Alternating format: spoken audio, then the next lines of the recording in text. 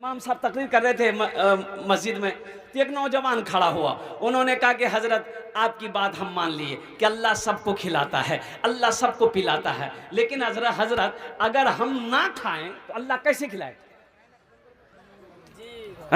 अगर हम ना खाएं तो अल्लाह कैसे खिलाएगा? तो इमाम साहब बोले कि बेटा अल्लाह खिलाएगा, उनका वादा है, वो सबको खिलाता खिलाएगा। बोला नहीं वो बात सही है, हम नहीं खाएंगे, देखें अल्लाह हमको कैसे खिलाता है। बोले जो जी माशाअल्लाह। नौजवान घर आ गया, जुमे की नमाज पढ़ के घर आ गया, खाना बंद। माँ बोलती रही बेटा खाना खेले, बोला नहीं मैं खाना नहीं खाम, मोर स्ट्राइक छे, मोर हड़ताल छे, मी नहीं खाना खाम, देखे अल्लाह हमको खाना कैसे खिलाता है। माँ तो माँ दोपहर का खाना छोड़ दिया, रात का खाना छोड़ दिया, सुबह हो गई, माँ परेशान हो गई। बेटा जिद ना कर, खाना खे ले, कमजोर है जाबो, ए बेटा कमजोर है जाबो। बेटे की ये की जिद थी, माँ जब तक अल्लाह नहीं खिलाएगा मैं खाने में हाथ नहीं लगाऊंगा, देखते हैं अल्लाह हमको कैसे खिलाता है। माँ परेशान रहने लगी ना, तो ये नौजवान सोचा कि घर में रहेंगे ना माँ परेशान करेगी। ओ पास में जंगल था, जंगल चला गया, बोले वहीं चादर बिछा के सो जाएंगे, जब अल्लाह को खिलाना होगा खिलाएगा। जंगल में जाके सो गया। माँ को पता चला बेटा मोर जंगल चल गई है। माँ बिरयानी बनाई, पुलाव बनाई, एकदम बेहतरीन खाना बनाकर थाल में सजाकर जंगल चली गई। बेटा खा ले, बेटा खा ले। माँ से बेटा बोला कि देखो माँ मैं खाना नहीं खाऊंगा, आप रख दो, आप घर चले जाइए। माँ रख के खाना घर आ गई कि भूख लगेगी खा लेगा। ये नौजवान सोचा कि खाने के पास रहेंगे ना तो खाने की तबीयत चाहेगी, तो खाना इस जंगल के इस कोने में छोड़कर जंगल के उस कोने में जाकर सो गया। अच्छा डाकू लोग डकैती का मशवरा करने के लिए उसी जंगल में आता था। तो 15-20 डाकू जंगल में घुसा, तो घुसते ही देखा रे बेहतरीन खाना, खुशबूदार खाना। तो ये डाकू खाने में हाथ लगाना चाहा, तो सरदार डाकुओं का सरदार बोला कि निमिया खाना था हाथ ना लगा, हुआ सको हो एटा खाना जहर हो गए, कोई हम लोग को मारने का फिराक में है, इसलिए खाने में हाथ मत लगाओ, और देखो इस जंगल में कोई ना कोई होगा, और जो होगा वही हम लोग की साजिश, मारने की साजिश रचा होगा, उसको पकड़ के ले आओ। डाकू लोग फैल गए जंगल में, देखा उसको नाम सोया हुआ है, पकड़ा कालर घसीट के लाया, डाकू के सरदार के आगे खड़ा कर दिया। बोला ये खाना किसका है? बोला मेरा है। बोला काहे रखा? बोला मेरी माँ रख के चली गई। खाया काहे नहीं है? बोला नहीं हम नहीं खाएंगे। बोला नहीं खाओगे?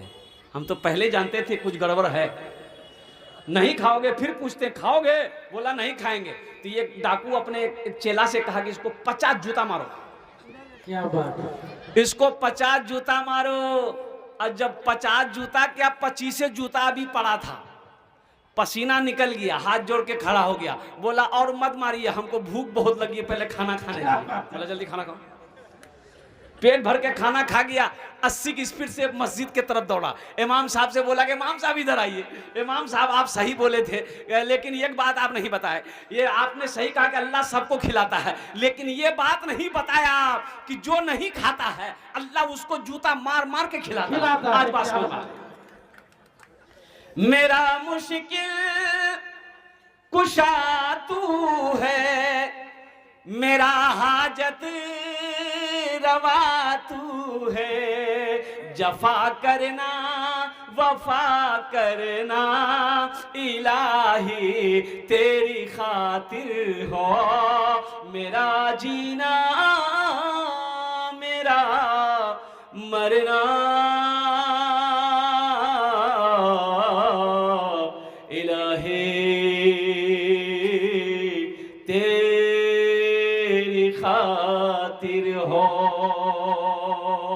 आमीन बोला अल्हम्दुलिल्लाह। बहुत अच्छा जलसे को आप सुन रहे हैं। अल्लाह की बारगाह में दुआ करता हूँ अल्लाह आपके सुनने को, आपके आने को, आपके बैठने को अपनी बारगाह में कबूल अता फरमा ले। अल्हम्दुलिल्लाह सुम्मा अल्हम्दुलिल्लाह। मस्जिद के तामीरी काम करने हैं। और सुनो मुसलमानों, एक बात याद रखना मेरे बच्चों। अच्छा मुझसे कहा गया है कि जहेज़ के ऊपर में कुछ रोशनी डालनी है। अल्हम्दुलिल्लाह। अच्छा ये जहेज़ इधर भी चलता है?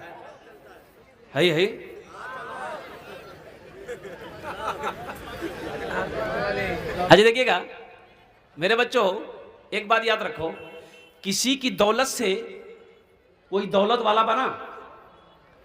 अरे किसी की दौलत से कोई दौलत वाला बना है? किसी के पैसे से कोई पैसा वाला बना है?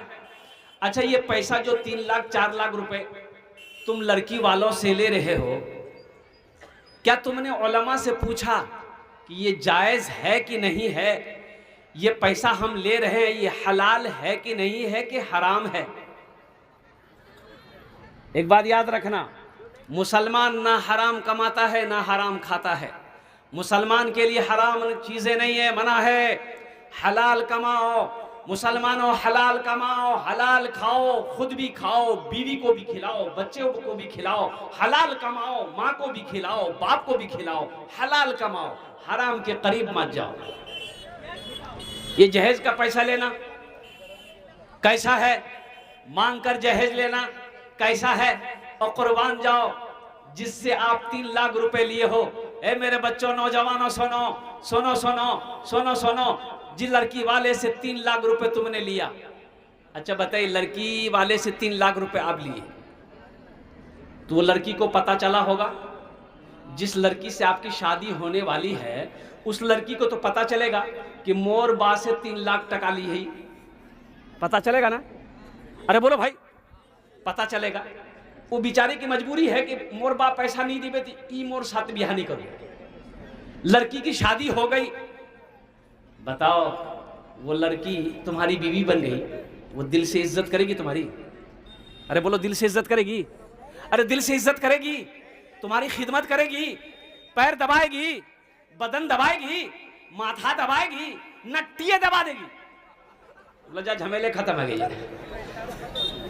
हाँ ना लो, जहेज मांग कर मत लो। थानवी रहमतुल्लाह अलैह के मुरीद ने कहा कि हजरत मेरे बेटे की शादी है, लड़की वाला जहेज दे रहा, ले लो। आपने फरमाया ना, नहीं जहेज नहीं लेना है, जहेज नहीं लेना है। तो मुरीद ने कहा कि हजरत हम मांगे नहीं है, लड़की वाला बेटी वाला अपनी मर्जी से खुशी से दे रहा है। आपने फरमाया नहीं, मना कर दो, अपनी मर्जी से भी दे, मत लो। अपनी मर्जी से भी ले, मत लो। ए बाबू, ए बैठ जाइए।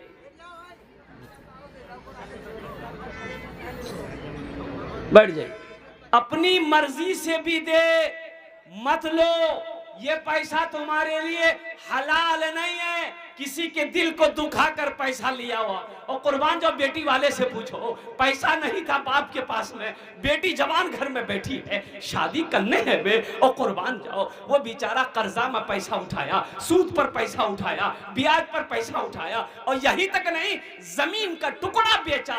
और कुर्बान जाओ, पूछो उस बाप से, रातों को सोता है, उसे नींद नहीं आती। नमाज पढ़ लेने से निजात मिल जाएगी? अरे बोलो, खाली नमाज पढ़ने से निजात मिल जाएगी, जन्नत में चले जाओगे? ये इसके बारे में नहीं पूछा जाएगा हशर के मैदान में? अल्लाह पूछेगा कि नहीं पूछेगा? मालो जर के असीर लगते हो, मालो जर के असीर लगते। बोलिए एक मर्तबा सुभान अल्लाह। अभी मुझसे पेशतर मेरे कानों में आवाज जा रही थी, मैं कारी साहब के घर में आराम कर रहा था। हमारे हजरत बयान कर रहे थे माँ बाप के ऊपर, भाई माँ बाप के ऊपर बयान कर रहे थे ना। माँ के कदमों के नीचे जन्नत है, बाप जन्नत का दरवाज़ा है। मैं सुन रहा था अल्हम्दुलिल्लाह। तो एक स्टेज पे ऐसे ही माँ बाप के ऊपर मैं तकरीर किया, तो नीचे उतरे थे, नौजवान ने कहा कि हजरत बहुत अच्छी तकरीर आपकी लगी, लेकिन माँ बाप के कदम के नीचे जन्नत है, ये बात सही है, लेकिन एक सवाल है। हमने कहा क्या सवाल है? बोला हजरत माँ बाप के कदमों के नीचे जन्नत है, ये सही है, लेकिन पूछना ये है कि सास ससुर के कदम के नीचे कुछ है कि नहीं है? क्या बात। हमने कहा कि ब्याह किया? बोला नहीं किया, इसलिए पूछ रहे हैं। हमने कहा कि बेटा सुनो, माँ बाप के कदमों के नीचे जन्नत है, अब तुम सास ससुर के बारे में पूछ रहे हो, तो सास ससुर के कदम के नीचे भी है। बोला क्या है? हमने 3 लाख टका है, फ्रिज है, वॉशिंग मशीन है, पंखा है, बर्तन है, ये सब लो। सास ससुर के चक्कर में चला गया। मेरे बच्चों तौबा करो। मालो जर के असीर लगते हो, मालो जर के असीर लगते हो, बाखुदा बेज़मीर लगते हो, मांगते हो जहेज शादी में,